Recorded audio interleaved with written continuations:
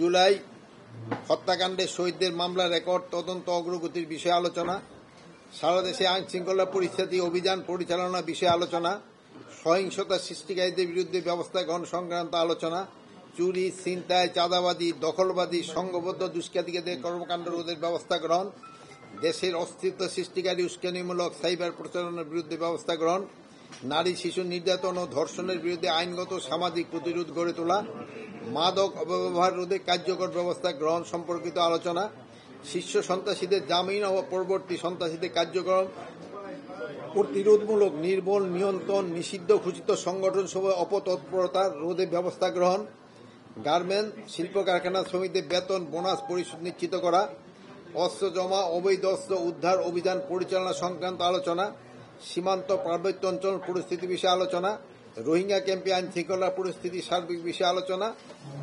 এগুলি ছিল আমাদের আলোচনার বিষয়। বাট এই আলোচনার ভিতরেই সবচেয়ে বেশি যেদিকে আমাদের প্রাধান্য পেয়েছে এটা হলো আমাদের আসন্ন পূজার ব্যাপারে। আপনারা জানেন যে 26 তারিখ থেকে না 28 তারিখ থেকে, কিন্তু আমাদের ডিপ্লয়মেন্ট শুরু হয়ে যাবে হলো 24 তারিখ থেকে। আমাদের ডিপ্লয়মেন্ট শুরু হয়ে যাবে 24 তারিখ থেকে। এবার আপনারা জানেন যে এবার পূজার সময় আমরা ওই মিটিং এ আপনারা সবাই ছিলেন এবং আপনারা যে পূজা তারা কিন্তু মণ্ডপ বানানো শুরু করে তাদের কিন্তু 7 জন করে গার্ড ওখানে রাখতে হবে বলা হয়েছে এবং তারা সবাই রাজি হয়ে গেছে।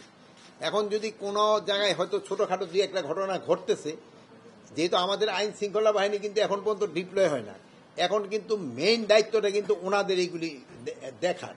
আর 24 তারিখ থেকে আমাদের আইন শৃঙ্খলা বাহিনী ডিপ্লয় হয়ে গেলে এটা আমাদের একসাথে। বাট এখন আবার শুধু ওনাদের দেখা তা না, বাট এই ভিতরে আমরা এখন ইনস্ট্রাকশন দিয়েছি যে আমাদের যে থানা পুলিশ রয়ে গেছেন, তারপরে র্যাব, বিজিবি, আনসার এরও এখনো পেট্রোলিং করবে, বাট অন গ্রাউন্ড ডিপ্লয় হয়ে যাবে হলো 24 তারিখ থেকে।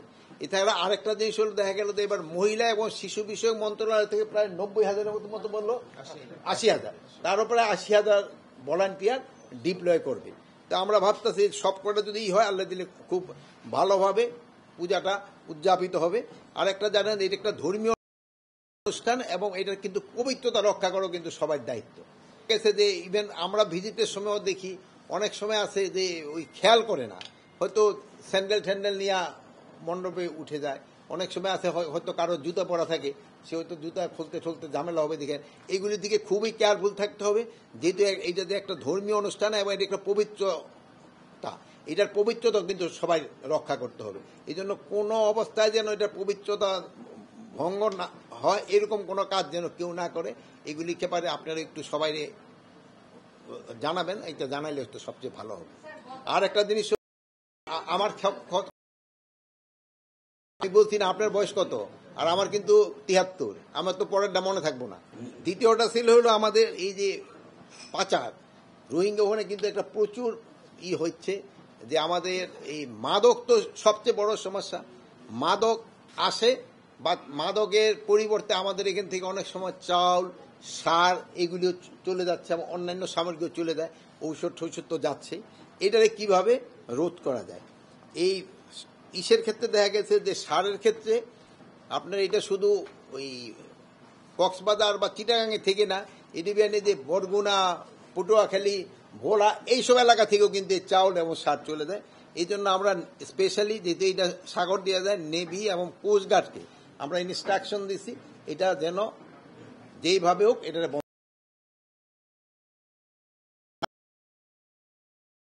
যেটা নিয়ে কোনো ইয়েই নাই, যেটা ক্ষতি ছাড়া ওটার কোনো লাভই নেই।